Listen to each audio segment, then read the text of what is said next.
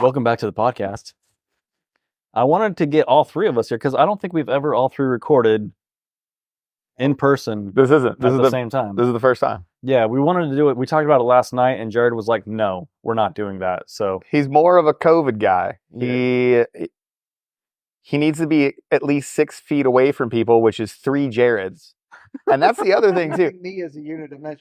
Using a Peaches as a unit of measure. My favorite thing about this is that how your DMs, since we've been here, have blown up with, I don't even know the appropriate term. Like, I don't want to get, like... Inappropriate midget videos.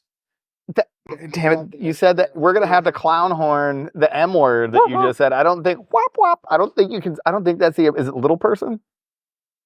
I don't... No. Is it little person wrestling? Oh, that's a good point. That is a good point. I'm just And saying. the amount of people that have actually come up to me and said, wow, we thought the whole time that you guys were joking about how short. Somebody took 10 minutes out of our night last night to come up. We're just trying to have a couple of drinks, couple of adult sodas. You know what I mean? Somebody came up and was like, listen, I thought you guys were joking about how small Peaches was. Like, you thought that it was a bit this entire time? Yeah. Literally, for 5 years. Yeah. He's For actually 5 years. 6'1". He's 6'1", ridiculous. He's 6'1", 225 of pure sex appeal. Solid steel. Solid steel and sex appeal. That's what we say. It is kind of crazy. We've said it today, when we went out and ate dinner and stuff. We've been doing this for 5 years. Yeah. It is the 5-year anniversary of One's Ready is going to happen here very, very shortly. I think in 2019, November time frame, like around Thanksgiving, is when we signed paperwork to make it an actual thing. I wonder when our first. We'd have to look. Hey, young Jamie, guy in the background. We don't have any tech support because it's just us 3 idiots. Can you look up and see when our first video was posted? When was our first He's podcast? gonna look it up. Yeah. We got a young Jamie. It's a young Peaches. How long did it take us from recording the first one to actually releasing it? Well, that's a different topic of how long it took. Like, I laugh now. Hey, sir. I laugh now when we can turn an episode in like 2 or 3 days. Right. Maybe a day. Like if Peaches isn't doing something, or if we can come up with something right away, and we want to turn it quickly. I laugh because I distinctly remember in those early days. We try to release on Friday nights at midnight. Oh, yeah. I can remember Friday nights at 8, 9, 10 o'clock, stressing, trying to get stuff out. We were like a purely analog machine. We had no idea how to do anything. It was, one of those funny things where we were just awful at it. Now it's not a thing. How many podcasts have we recorded just in these last 2 days? A fair number. I don't know. 10? 12? Yeah. It'll take a little time to get out there, but we'll get released. So by the looks of it, we dropped episode 1, 2, and 3 all at one time on 30 November. 30 November, 2019. Yep. So if you want to sponsor our 5-year party, you're not invited, but just be a sponsor and send us money. You're more than welcome. Oh, man, you had us in the first half. I'm not going to lie. I thought that was going to go different than it did. If you want to sponsor the 5-year party of One's Ready, feel free. Yeah, just don't show up. Just don't show You're up. not getting an invite. Yeah, we're not going to get a tell you. special seat at the table. We're not going to tell you where it is. We're not going to book the sphere. Oh, geez. We could, yeah, if we made more money or any money, really. Yeah, exactly. But it's been a pretty good day, when you have a 4-star and the Chief Master Sergeant of the Air Force, and that was a pretty good day of recording, I guess, for the Air Force's unofficial podcast. Then we had a Raven. I think he was a staff sergeant. Mm-hmm. Tech sergeant. Just got But decorated he's in for his. the guard, so Yeah, he's really a senior airman. He's a senior for sure, 100%. Just got decorated for received decoration for OAR. Yeah, from HKIA. We had a air advisor on, Captain Tide. Yeah. We had a senior airman, I think, last night. Mm-hmm. Guy with the mustache. You sat down with him. Staff sergeant, I think. Was it staff? Yeah. E5. Obviously, the ranks and that Coyote Brown. Oh. Yeah, you really do. Well, that you don't respect anybody under E9. So it's like you have a strict collarbone rule. I don't bother. It's like some people don't see color. You don't see any rank under E9. You're like, guess what? Doesn't matter, bro. You're looking for stars and Reese. That's it. If you got to look, the longest that you care is is there something in the middle of that bad boy? Oh, is that a diamond? Pfft, get out of here. E9 with a diamond? Nerd. Stop. Wow. What do you do? Magic the Gathering on the weekends? What would you say you do here, What? Diamond? I can't believe we just defended the single E9 first sergeant. There's only one, right? And he worked. Actually, I don't know if he may have just retired, but He's at the Pentagon with Simsaf. Yeah. It was a single diamond where, yeah, I remember seeing the post. The only one. Sorry. Well, if you want to come on the podcast and air your grievances, we're here for it. Mystery we always person that no one knows your name. Mystery Super important position. I'm fired. The absolute disrespect. Can you get fired after you've already had your retirement ceremony, though? Probably. Well, we're going to find out. We'll wait to, you know what?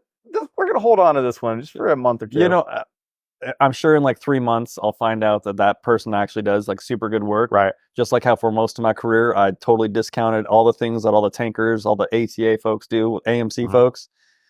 Just didn't understand, you know, the impact that they were having. So I'm sure like in 3 months, I'll look back and be like, okay, I apologize. No, I'm not. First sergeants, I don't know what you do.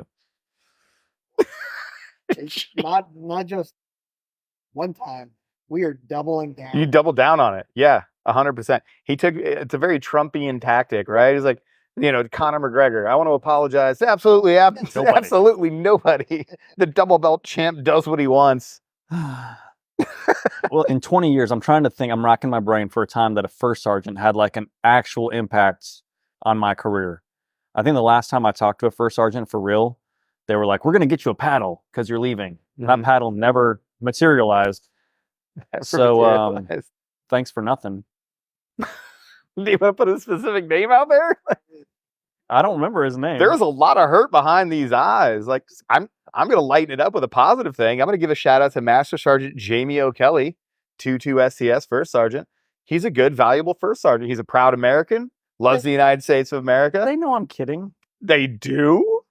I would be surprised if anybody was watching it. That would be the number ones. They don't. If a tree falls in the forest and there's no one here to hear it, you know, like if any first sergeants, right, exactly. If any first sergeants heard your apology, but they don't listen to the podcast, does it really matter? Yeah, that's fair. Yeah. Well, but I guess then the insults wouldn't matter either. So yeah, F them. You know what I mean? We're in the clear. We are. Yeah, we're totally good. What are some other things you learned about AMC while we were here? I don't know. There's like 100,000 people. So then all of these podcasts should have at least 100,000 views and say 50,000 comments because we'll go for half. That would be tight. Math. Yeah. That'd be, yeah. It probably won't happen, but a boy can dream, can't he? It's good to have dreams. It is good to have dreams. Yep, absolutely. Dreams and nightmares, J. Cole. Shout out. I feel like I'm the last one to figure out about AMC because we started talking about it, and then Jared was over here, and he starts like spouting off like all the new things that the KC-135 folks are getting into and capabilities and like the new 46 thing that exists. KC-46. Yeah. The funny part is that a lifetime ago, I worked for AMC. That was the command that I worked for before, you know, as a phys tech, we were underneath AMC before I cross-trained over to go work in a number of different commands at this point. But I'd forgotten my AMC roots. I wore that patch for 4 years, you know, while I was in a young airman, a young precocious airman in Washington, D.C. But that's just like we talked about before. There's a lot of folks within the Air Force and DoD that do stuff that are just kind of often kind of overlooked. You know, the person in the background, the dude in the van behind the computer that are making things happen. But we gotta go.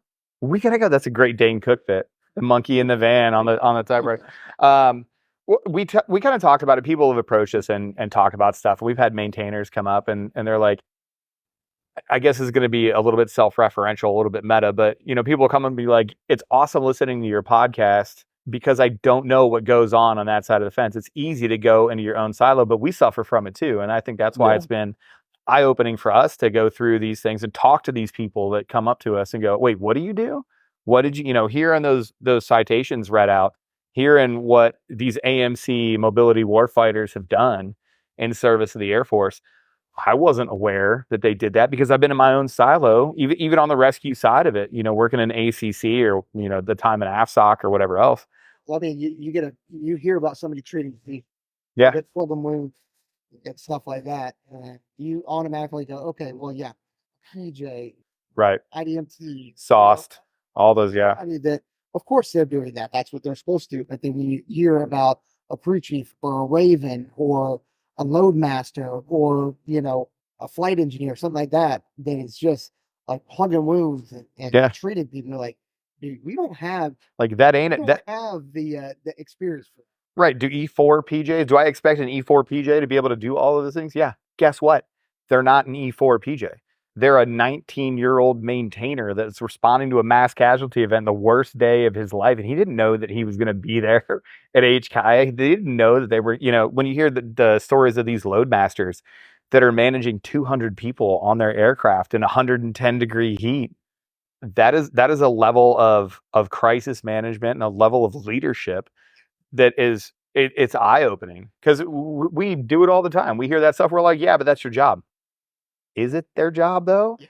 Is that their job? Yeah. It's not. That's not their job, but they found themselves in that kind of situation. Yeah. And they perform. Yeah. To the occasion. And, you know, yeah, we get stress inoculation to that. We get, again, we're expected to see that kind of stuff. And even that, depending on how it goes, you know, if we're treating our buddies or something like that, it can affect us for a long time. These folks, they did not sign up for that. Now, whether you can say that's right or wrong, then maybe we should expect that. Like, hey, I promise you that a crew chief did not expect to be plugging holes in close combat. in close combat. 100%, right. Surrounded by thousands of Afghanis. Right. Did not expect it. 91% of the people that we recruit to ask to see that don't make it. Yeah. You know what I mean? Yeah. And now you got folks out of, you know, I don't even know the JB. What is McGuire now? It's Joint Base Lewis Dix, JBLD. I ran out of fingers. Is that it? I like, don't know. So, yeah, like folks working out of these places, like Joint Base Lewis McChord, people that are doing these things, that like Charleston, all these other folks, like people forget that, you know, because we are hyper focused on, we want people that want to get in and go do those close combat things, go do direct action, go be a JTAC, go do, you know, the PR mission set, go do whatever SR does, which we don't know. Still trying to figure it out. Still trying to figure it out. There are people that, no kidding, get in because they want to be an aircraft mechanic. They want to provide service in that way, and you're asking them to do something that is so far outside of those things. It actually felt good to get them, to see them be recognized for those things. Because you're like, oh, wow, we really aren't so different. This really isn't, it isn't a battle between nonners and special operators and flyers and pilots and fight, you know, all these other things. It's a pretty good microcosm of the larger society. Like, oh, we really aren't that different. And when needed, these people will step up and will do the hard work. Well, I think one of the themes that we've seen too, especially with like the air advisors and some of the people we've talked to, like the Ravens, it's like, why did you want to do this? They're like, I wanted to do more. And whether you join with that intent or not, like that mindset that exists within the Air Force with a lot of people is, you know, the same mindset that we have, right? Like everybody joined, it's like, I want to do more. And even after you get your beret, there's a lot of opportunity to do more, to keep going, to get, you know, gain additional skill sets and to provide more value for like the greater, you know, squadron or MAGCOM or whatever it is. And I think that's good to see too, you know, like no matter what generation they're from, you know, like we're, you know, them now. And it's good to see like the staff sergeant and the tech sergeant with the, you know, generationally maybe a little bit different with the exact same thing. They're like, I saw an opportunity to do more, provide more value. I thought I could do it, so I did it. And that's I think that's us. That's all, maybe not everybody, but that is a lot of the population, because we don't give them enough credit or empower them enough to ensure that they are able to get out there and do that kind of thing, because maybe they're scared that they may get in trouble or they may do something wrong. And I think that's imperative on us to show that we trust them. We have trained them appropriately. Yep. And that there are going to be times or situations that pop up that you just haven't been trained for. Yep. Because we couldn't replicate that, or we could have never foreseen that. Who could have guessed that OAR happened the way it would have happened? Right. Nobody. Not us, not anybody. It never happened that way. You're right. 100%. But it did. So everybody found themselves in that situation. So we could have never planned for a very, very unique situation like that. Mm-hmm.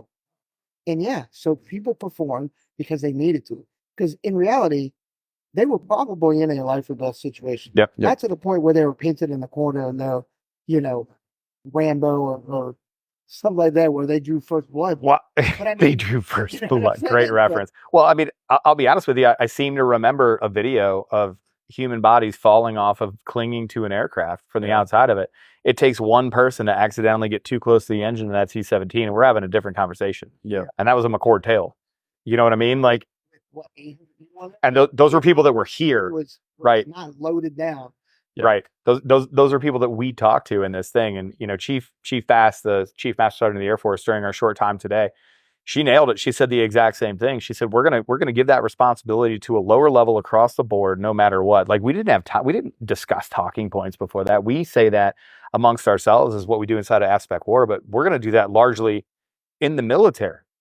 You know, there's videos. It's the Marine Corps birthday, you know, coming up tomorrow or the next day. I think it's tomorrow. As we sit here and talk today, but you know, you watch pictures of a 19-year-old machine gunner blindfolded, ripping apart a 249 and putting it back together faster than people that are not blindfolded and whatever. Like, those people want to serve, they want to do more. They just haven't figured out how or what niche they fit in. And this was a great eye-opening experience, at least for me, to say, okay, well, yeah, you're just a med tech. You're just a admin troop. You're just a loadmaster. Like, we've all said that at some point. We've all made that mistake. Cat Raven just said that before coming. They goes, Right. I'm just a Raven. need to get just out of it. And I'll tell you what, shout out to Chief Master Sergeant Robbie Bean, one of the most influential chiefs that I ever worked for. But I said that, I think I was his op super, his flight chief or something. I was like, well, it's just this. And he's like, don't ever say that word ever again. Don't ever say it was just something. Like, that person crushes it. And if it wasn't for them, you wouldn't be able to do your job. Get just out of your vocabulary, because that's not how it is. And it's funny now to see, you know, for whatever growing that I've done throughout my career, my life or whatever, but I respond to it the same way you did. No, you're not just a Raven. Yeah. Like, holy crap, you were the single person behind that rifle on that airfield. You were the only person that could have done your job in that moment, and you did it. Not just that. So I would love to talk to the Aspect War boys that were out there Yeah. doing stuff, because we haven't talked about them because they're at a different unit. Getting them on is problematic. But Sure. you know, those guys, they don't have crew rest. The Ravens that were out there, the crew chiefs that were out there, they don't have crew rest. Nope. They're just jobbing. Take naps when you can, sleep when you can, or Yeah. you know, sleep, eat, drink when you can, Yeah. and just get back to it. And whereas, you know, the crews, they busted crew rest many a time. All day. Quick Huh. time. Wait, are you saying that in a real world scenario where things absolutely have to get done, we throw all the rules out the window Yeah. and just problem solve? I love and the tee-ups. accomplish the mission? I love the tee-ups. Is that- And you're telling me that you're going to have a commander like a 4-star that'll 100% support you, and not only support you, but defend you, and then make sure that you get decorated for the thing that was against the regulation? It's wild. Crazy. It's almost like we just watched that unfold over the last couple days. You know what I mean? Well, and it just brings to the forefront again too, like the staying ready. You know, like we Right. hear a lot of people say stuff like, "I will never have to do that." Like, what are the odds that I'm going to have to do that? It's like, hey, maybe never, or maybe just like the guy we were talking to today. You're told to get on a plane. Where are we going? Get on the plane. Let's go. And you better be ready for what's coming your way. Dude, I don't know. No Who clue. knows? Do you have 72 hours of food and water? Because We're done. yeah, Everyone will come back. right. And what are we doing? We're trying to bring back a sea of humanity in the worst possible environment. I hope you've been staying in shape, because you're gonna have to stay awake for a long time. That's The folks that went over to Afghanistan, they had the first go. Yep. They learned that real fast. Yep. Yeah, Will Markham, Scott Zastro, those guys that we had on here. Again, my favorite quote, and I'll shout out, you know, TACP instructor and general badass Justin Perrin, but September 10th of 2001, there wasn't a single team out there practicing on riding horses and working JTAC scenarios off of 2D maps and trying to correlate target scenarios. But less than a month later, they were sitting on Bagram Airfield slaughtering hundreds and thousands of dudes in the name of revenge for a willing America. Like, you don't know what's happening. You don't know what's coming. And 20 years later, you know, those two bookended events, right? Like, when we took Bagram Airfield, and then when we left Bagram Airfield, and then later on, a couple days later, HKIA, it's funny to look at not funny, but it's interesting to look at the lessons learned and some of the things that remain the same, which is you don't get to choose your own day. You don't get to choose your own event. That's not what we do. No, if you have that opportunity to go from 0 to hero, you got to be ready. You got to capitalize. Huh? Because if not, people will take note of. Well, Dave Grossman said denial kills you twice, right? Denial kills you, in the event that it actually takes your life, but it kills you just before then when you realize that you failed to prepare the entire time. Yeah. Complacency and denial will kill you more than one time. And this entire event, this entire Airlift Tanker Association, with all the decorations and all the stories that we've heard, it just shows that, first of all, leadership had a vision. Clarified guidance and intent was given. They actually put out what we want to do. Hey, I want your family to be ready. Be ready to be ready. I want all of these things to be ready to go at a moment's notice, because we're going to have to do things that you've never been asked to do before. And then to see it happen in proof of concept and to see the way that they responded, there's hope there. For all of the cynicism that we have for this new generation of people, they're not hard, they ain't ready to do it, whatever. I beg to F and differ, because I've talked to a bunch of them. I've talked to a bunch of people that showed up and did things, and we're just as bad. Like our generation and the generation before us, it's tough from the outside looking in, I think, and we get hit on it from our perspective too, because they're like, oh, you guys are also like, oh, you're Cohen sympathizers. You guys are always like, totally. It's okay, younger generation. Shout out, one's not ready. If you're not ready, better hit that Cone News Network. That SOT Team 6, get you an Uncrustable ready to go, my guy. Well, one of the things that the staff sergeant said yesterday is one of the things that motivated him was trying to step into the shoes of the generation that came before him, right? Yeah. So obviously he saw some aspirational vision of what he wants to be, of who he wants to be. And so if you're sitting around complaining about these folks, maybe you're not setting the right example for what they want to be. Maybe you're not showing them, something that they can aspire to in the correct manner. Because he saw that, and he's 23 years old, and he listed off all the things that he's done in his career, like as a National Guard guy and all the other stuff, and got his degree. It's like, holy crap, dude! Like, I don't think this is a problem. Like, maybe there's some folks out there that just don't have the right people to look up to, and we're not inspiring them, to fill those shoes. Because I know at least I do. I feel the same way. Like, I'm never gonna be as cool as the guys that came before me. Like, I'm never going to be as tough as they were. And those guys were always trying to impress those guys. I'm going to be purple. You're right. I'm never going to be Michael Maltz. Right. Yeah. Never going to be Will Markham. Never going to be, Michael Maltz. Never going to be Pittsburgh. I'm never going to be. Said you guys. Well, you're the same height as Kurt, but credible, that doesn't make approachable. He is better. He is smarter. I am better. I'm smarter. And that's why I get to wear a special patch. I love it. Yeah, I don't know. And, it's just, it really, perspective, I think, is the right word. When you look at all of these things, and it's not just to be like, you look at the innovation. What are we supposed to do? We're supposed to innovate for future TTPs, and not just material solutions. But when you look at, our friends over at Massif, from Personal Protection to Boeing and Rolls-Royce and Gulfstream and all these other people that are here that are really figuring out, how do we have an aircraft engine that runs on a minimum amount of fuel at a maximum amount of altitude for the maximum amount of time? Well, yeah, that's a great technological advance, but we're leveraging that technological advance to get after something. Like, maybe you do need to loiter like in the air because it's cooler than the 120 for 4 hours. Hearing some of these C-17 pilots that were like, yeah, box freaking flipping switches now on the SATCOM with somebody going, hey, walk me through the schematics of this and which breakers do I need to flip? Right. What are we even talking about? Yeah, right. Like, we're going to have to take off and we're going to have to loiter. We only have so much gas. It became a time, fuel, space problem. How long can I keep this aircraft in the air to keep the occupants cool enough that they don't all die? Well, now you need the most efficient engine that you possibly can. Well, you'd better go back 50. You don't have a time machine. You don't get to go back and figure out how to make these things happen. Like, you have what you have.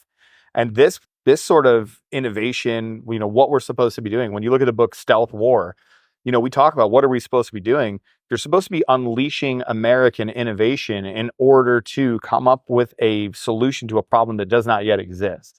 That was one of the themes of that book, is how are we going to, all these buzzwords that we use, we need to compete with our pacing threat and our acute challenge in order to project and connect like all these talking points. Okay, I got it. But then you look at the actual problem. All right, I have 700 people on board. We're above gross max weight. We've got an air crew that stayed up more than 18 hours at a time to do this thing. We've got people on the ground that have been up for 72 straight hours.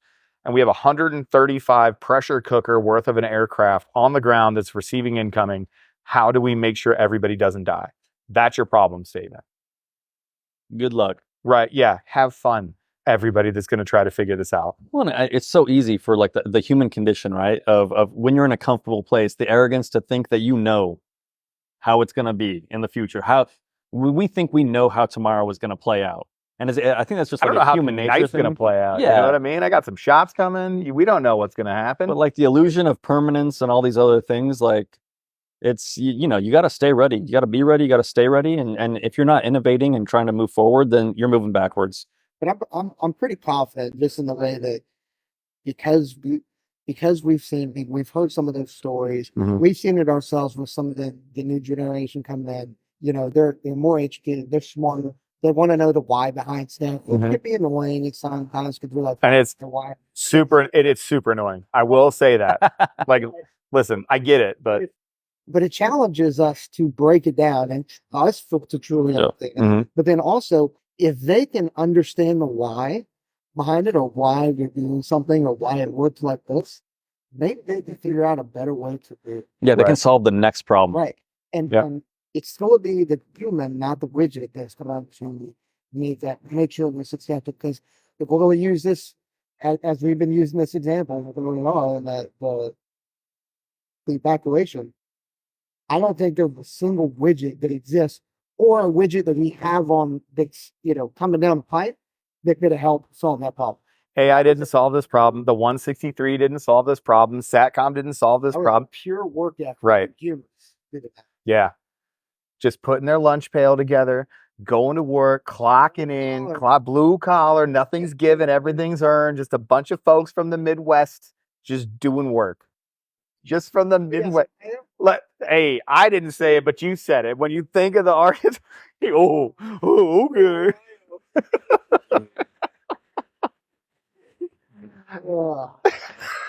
It's ridiculous. We can work it into anywhere. What was your favorite conversation that you had this entire time? With that staff sergeant I sat down with. Yeah. Yeah. Why? You know, minus whatever I said last night after a couple adult sodas. Adult, yeah. Yeah, I don't know. So it is what it is. You're an adult. You're allowed to have drinks and give them friends. I mean, it's easy for me to get inspired from younger folks that are motivated, right? Yep. And you know, like I think we feed off that energy. At least I do, and it just turns the narrative that is easy to fall into on the internet and the interwebs and social media is on its ear. And like all this other stuff, like the multi-capable airmen and all these other things that I poo-poo a little bit, because I'm like, the folks that I meet, that's like the folks that are in the OAR, it's like they weren't just doing one thing, right? You know, like all these people that want to do more and solve problems, and when they're thrown into the worst situation possible, what do? They figured it out, right? You know, like we call ourselves problem solvers, and I think that's everybody. Everybody that's a doer is a problem solver, and that's what they did. So, I like the young folks, and I'm making fun of the first sergeants today because I'm trying to get the officers off my back. Right. Nice. I had to find an enlisted niche to go after. Yeah, exactly. Yeah, it's divide and conquer, really. Yeah. If he doesn't have and then the enemy of my enemy becomes my friend, because he's going to go to the enlisted guy and be like, I don't know what these officers are talking about. You know what I mean? We're going to forget totally that some officer just dressed you down on the podcast and called you by your full Christian. That was so good. Yeah, you notice I don't show up to the TACP officer podcast anymore because my ego can't handle it. I wouldn't either after the drubbing that you got there. Well, and what do we have coming up? What are we looking forward to? Tonight, it sounds like we're going to have General Minahan. Yep. We're going to have his wife from the SAC. We're going to have the Air Commando Outreach Squadron commander come on. I'm hoping to get Voodoo. She was on in the past. Yep. Right. And I keep running into her, so hopefully she's in here and could sit down for a couple of minutes. And then really, wherever we could pull off the street here, or the runway that we have. The runway is pretty tight. We'll have to post a picture of it on the Instagrams or whatever. But we actually have a runway here right in the middle. Peaches, he set up an AMP4 pretty much right away. I just hung out There's a little seat that's right here in the middle, and I was just there, and like somebody would like slip for a second, be like, "Are you okay?" And they'd be like, "No CCP," and he'd be like, "Oh man!" And then once again, a PJ just not used on forcible entry at all. 100% made an ECP for my CCP, and then I just kind of sat there. I was like, oh, tight. Right. You guys need me to carry a strobe or take a mini bike or anything? They were like, shut up, nerd. So I didn't. And then, Mounting the OSI crossing point. were you even allowed to go? We should have, in this joke, we should have just left you at the hotel. I'll go back. Yeah.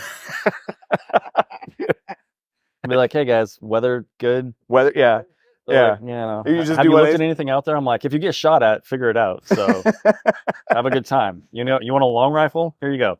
I brief a very specific part of the annex, and then I typically let you guys go do whatever it is that you could, and then just do, like Homer back into the bushes, just like, Have fun at the battle, guys. the battle begins. That's the best one probably ever. Well, I'm excited for it. It's very rare that you get to talk to a 4-star that's as open and honest and willing to be transparent as Minnie has been. We're talking about hair care products. Hair care products. He's the one that brought it up. Now I get it. It's very on brand for us to talk about hair care products. He did bring it up. He did bring it up. So He did. Yeah. Okay. Cool. Yeah, and he looks great. Yeah. I mean, I mean, Really this does. is nice. I had gunmetal hair. You really missed the branding opportunity. Because earlier you're like, you got to stay ready. You got to be ready. One's ready. oh, See how good that was? And we'll catch y'all later. That was good. You know, we waited a long time to get all three of us recording at the same time in person, and that's how it ends. This is probably the last time we will ever you're do. like in a Oh wow, look, yeah. It's not gonna be the last It's- time because the memes that are gonna come off of that one clip right there are gonna Jeez. carry us through at least for negative coverage for the next, I'd say, 6 months. well, you do have to feed the Aaron Love. I do the Aaron. I love the Aaron. Oh, okay. It's so good. No, It's not as good as Aaron Love Hate Club version 1. Those guys were largely dorks. Aaron Love Hate Club, the formalized version, once they actually banded together, got an Instagram account or a YouTube account. Magnifique. So good. So good. Yep. Yeah. Thanks for listening. We'll catch y'all later. Bye. Dude. Nothing? Nah, All right, Myron. Nah, All right, fuck it, Only in whatever. Ohio. I hate you guys.